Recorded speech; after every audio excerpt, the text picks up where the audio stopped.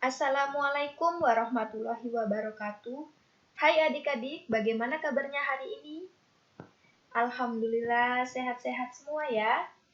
Puji syukur kehadirat Allah Subhanahu wa Ta'ala karena hari ini kita masih diberikan banyak sekali kenikmatan, khususnya nikmat iman, Islam, dan nikmat sehat, sehingga kita dapat bertemu lagi di pembelajaran pendidikan agama Islam pada pagi hari ini ya.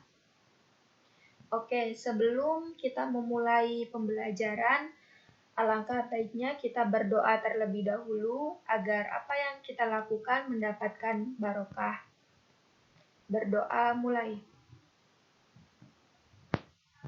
Amin.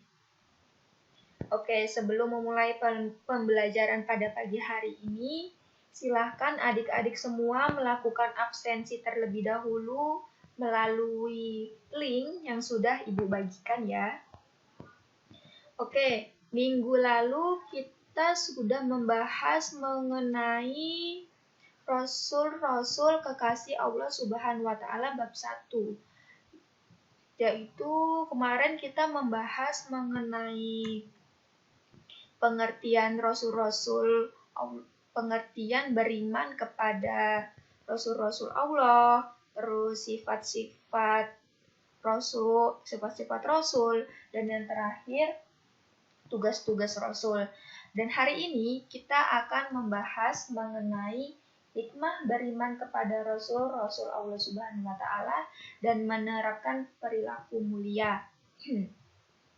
Oke, jadi di tujuan pembelajaran pada pagi hari ini yaitu 1. Peserta didik dapat mendeskripsikan hikmah beriman kepada Rasul-Rasul Allah Subhanahu wa Ta'ala, dan yang kedua, peserta didik dapat menerapkan perilaku mulia.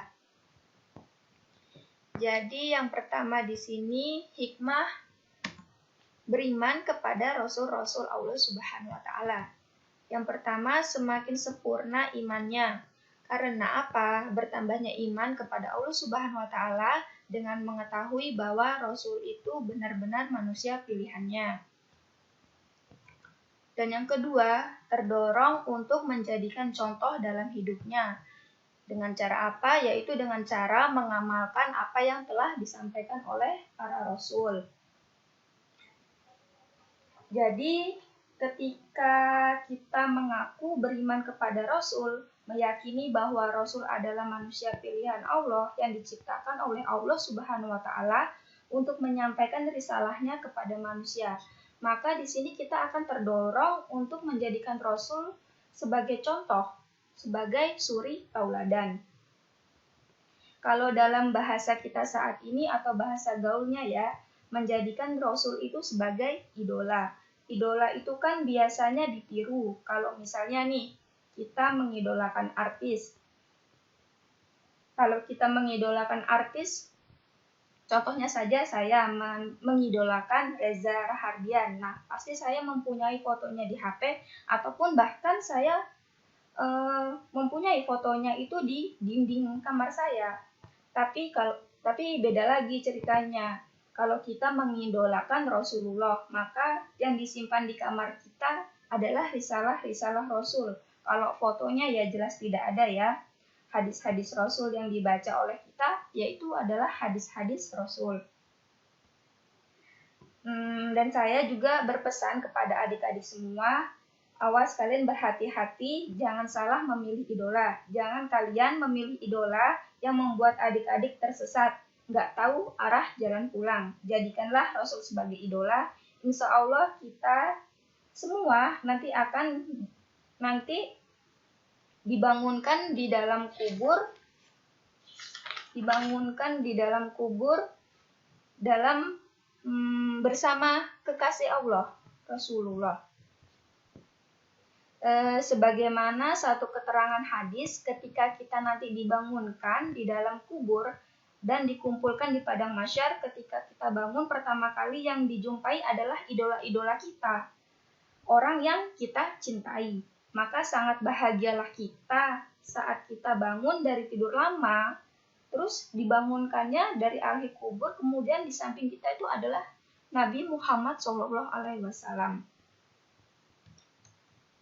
Dan Selanjutnya yaitu bersyukur. Bersyukur kepada Allah Subhanahu wa taala atas segala nikmat yang diberikan. Kemudian mempercayai tugas-tugas yang dibawanya untuk disampaikan kepada umatnya.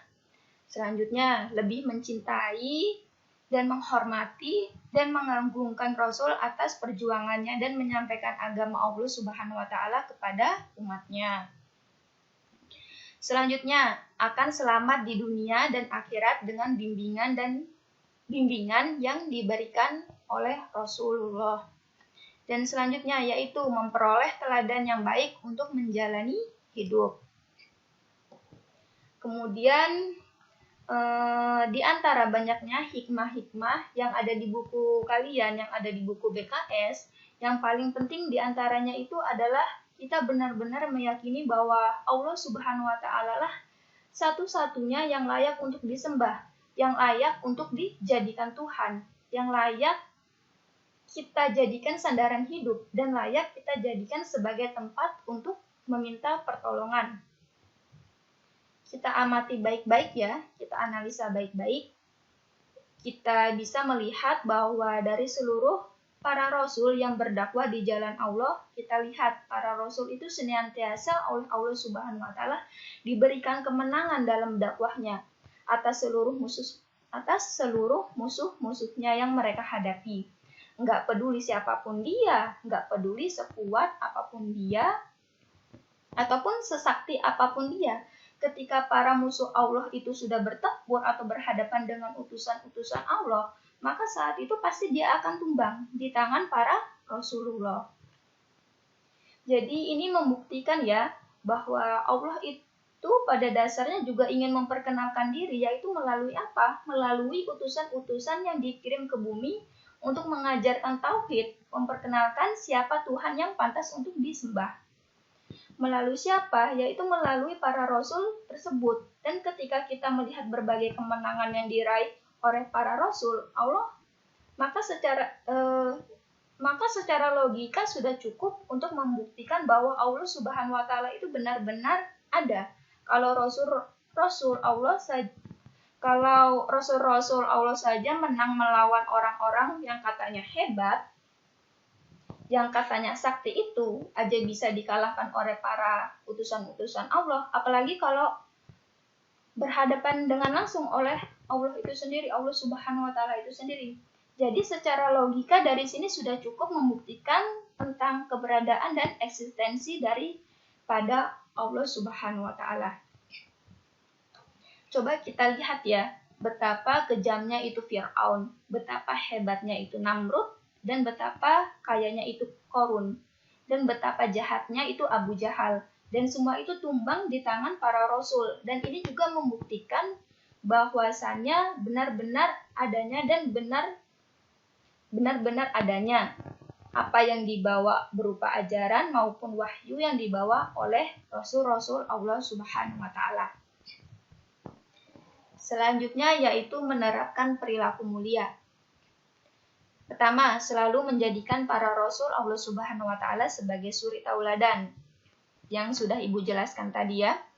Kedua, selalu menjadikan para rasul Allah Subhanahu wa taala sebagai barometer keimanan, mempercayai bahwa semua rasul Allah itu ada, dan selalu mencontoh sikap perilaku jujur, amanah, disiplin, dan kecerdasannya. Dan yang terakhir, mau mencontoh perilaku berani menegakkan keberanian dan keadilan. Lalu bagaimana cara kita menerapkan atau membuktikan iman kita kepada rasul-rasul Allah Subhanahu wa taala dalam kehidupan sehari-hari, yaitu dengan cara menjadikan rasul Allah tersebut sebagai pedoman dan juga dijadikan mereka sebagai panutan dalam kehidupan kita. Dengan cara apa? Yaitu dengan cara menjalankan perintah-perintah Allah Subhanahu wa taala yang wajib dan kemudian kita sempurnakan dengan yang sunnah-sunnah yang telah dicontohkan oleh baginda Rasulullah Shallallahu alaihi wasallam. Kemudian kita ikuti, kita lazimi itu sunnah-sunnahnya Rasulullah Shallallahu alaihi wasallam, dan akhirnya sunnah-sunnah tersebut dapat tercermin dalam kehidupan kita sehari-hari. Oke, mungkin itu aja yang dapat Ibu sampaikan. Kurang lebihnya mohon maaf. Wabillahi taufiq wa hidayah. Wassalamualaikum warahmatullahi wabarakatuh.